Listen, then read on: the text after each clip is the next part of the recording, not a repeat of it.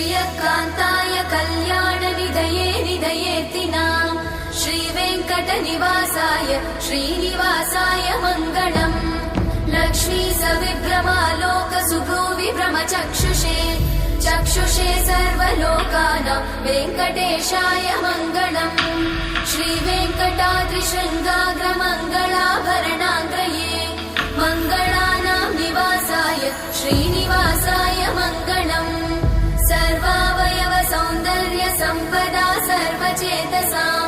सदा सम्मोहनायास्तु वेङ्कटेशाय मङ्गलम्